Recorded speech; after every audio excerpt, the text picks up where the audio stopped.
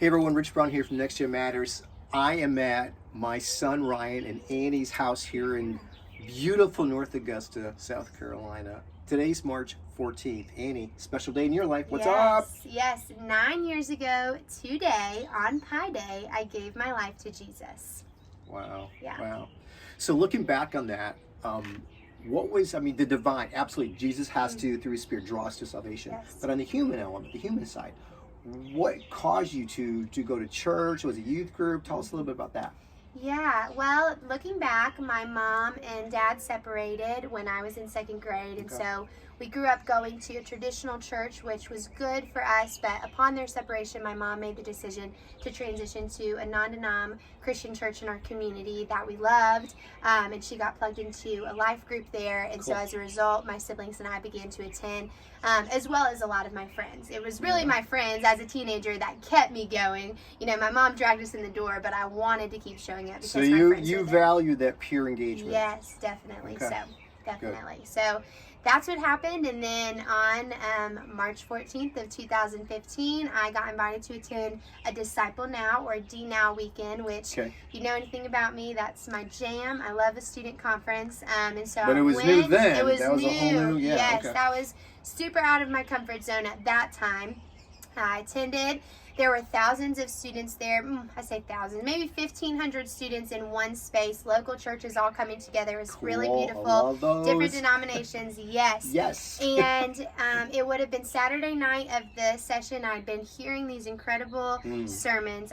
For the first time, really, I would say, that was when I genuinely encountered the presence of God. Wow. I was unknowingly lifting my hands in worship to the Lord, who I had heard about all my life, but who I never really knew on an intimate level. And so we're hearing the gospel, we're hearing these sermons, we're worshiping powerfully alongside, again, of so many other believers. Surrounded with other people your age. Yes, so important. And youth leaders too. And so Saturday night, they presented the gospel and made the option available for students to put their faith in Jesus. And of course, that is the Holy Spirit's leading, and that was my time, and that was appointed by the Lord long in advance. And so myself and 90 other students stood up that night and professed saving faith in Jesus, and truly everything changed for me. Like, I was one of those 180 Christians, conversion moments. It was it should be normal. It should, always, right? But yeah. It should. And in high school, it's a wrestle, though. It really is, because we're being so influenced by our peers, and there's so many temptations that are prominent. But I was sold out. I was like, Lord, I am so hungry for you.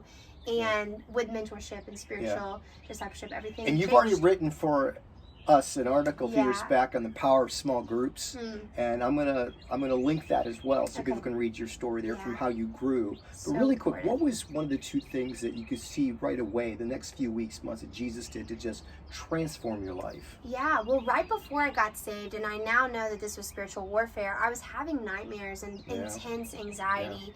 And I had never really wrestled with that. Like, I couldn't eat, I couldn't play the sport that I loved. I was getting stopped in my tracks, and I hated that, and I couldn't figure out why. And even then, I began to pray, because I knew about God, but I didn't know God. And again, looking back, it was spiritual warfare. And so that instantly changed when I professed faith in Jesus, stopped having those dreams. Perfect love casts out fear. Yes. And that anxiousness about my identity and all the things I was struggling with, it dissipated. Of course, I struggle with moments of anxiousness, and that's normal, and that's a part of our Christian walk. And I think that's why the Word talks about fear and anxiousness so much, is God knew we would go through it. But that lifted, and that changed. And I knew even then I was being called towards a life of ministry. And so I just wanted to serve. I just wanted to pour into, at the time I was leading 5th grade girls, and alongside a leader. So I just was sold out, everything I could do. And as a father of a son who needed a godly wife, yes! God prepared her for my man to give us cute grandbabies. We got one now, but anyway. And him for me. Annie, talk to the youth leaders. Yes. Well, I would just say, keep showing up, youth leaders. What you are doing matters. While, yes, it is so important to disciple the church students who have always been in your queue, look for the lost, unsaved students, and encourage your students to do the same, because students reach students. That's right. God give us more Annies, 96%. We got to get that number way down, y'all. So thank you, Annie. We love you so much. We're so Love you proud of guys. you. Aw.